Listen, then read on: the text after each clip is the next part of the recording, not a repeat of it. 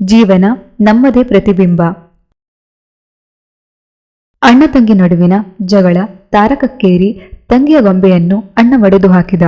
ಅದಕ್ಕೆ ತಾಯಿ ಗದರಿದಳು. ತಂಗಿ ಎದುರು ಅವಮಾನವಾಯಿತೆಂದು ಭಾವಿಸಿದ ಮಗ ತಾಯಿಗೆ ಎದುರುತ್ತರ ನೀಡಿದ, ಬಿರುನುಡಿಗಳನ್ನಾಡಿದ. ಆವೇಶದಲ್ಲಿ ಮನೆ ಬಿಟ್ಟು ಊರಾಚೆಯ ಬೆಟ್ಟದ ಬಳಿ ಬಂದ. ಅಮ್ಮನ ಗದರಿಕೆಯನ್ನು ಮನದಲ್ಲಿಟ್ಟುಕೊಂಡು ನಾನು ನಿನ್ನನ್ನು ದ್ವೇಷಿಸುತ್ತೇನೆ ಎಂದು ಜೋರಾಗಿ ಕಿರುಚಿದ. ಕ್ಷಣಾರ್ಧದಲ್ಲೇ ನಾನು ನಿನ್ನನ್ನು ದ್ವೇಷಿಸುತ್ತೇನೆ ಎಂಬ ಮಾರ್ನಡಿ ಅವನ ಕಿವಿಗಪ್ಪಳಿಸಿತು.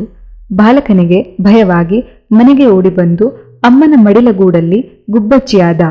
ಬಿಕ್ಕಳಿಸಿ ಅಳಲು ಪ್ರಾರಂಭಿಸಿದ. ಅಮ್ಮ ಮಗನ ತಲೆನೆವರಿಸುತ್ತಾ ಕಾರಣ ಕೇಳಲಾಗಿ, ಬೆಟ್ಟದ ಬಳಿ ಯಾರೋ ಕೆಟ್ಟ ಬಾಲಕ ನನ್ನನ್ನು ದ್ವೇಷಿಸುವುದಾಗಿ ಗರ್ಜಿಸಿದ ಎಂದು ಹೇಳಿದ. ಅನುಭವಿ ಅಮ್ಮನಿಗೆ ಎಲ್ಲ ಅರ್ಥವಾಗಿ ಮಗು ಬೆಟ್ಟದ ಬಳಿ ಇನ್ನೊಮ್ಮೆ ಹೋಗಿ ನಾನು ನಿನ್ನನ್ನು ಪ್ರೀತಿಸುವೆ ಎಂದು ಜೋರಾಗಿ ಕೂಗು ಎಂದು ಸಮಾಧಾನ ಮಾಡಿ ಕಳಿಸಿದಳು.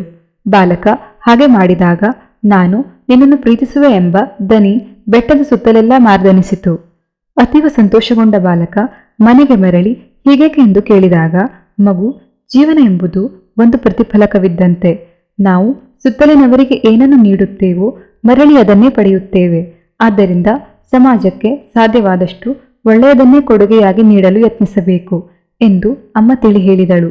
ಸಂತಸಗೊಂಡ ಮಗನ ಕಣ್ಣುಗಳಲ್ಲಿ ಅರಿವಿನ ದೀಪ ಬೆಳಗಿತು. ಜೀವನವೆಂಬುದು ಕನ್ನಡಿಯಲ್ಲಿ ಕಾಣುವ ನಮ್ಮದೇ ಪ್ರತಿಬಿಂಬವಿದ್ದಂತೆ.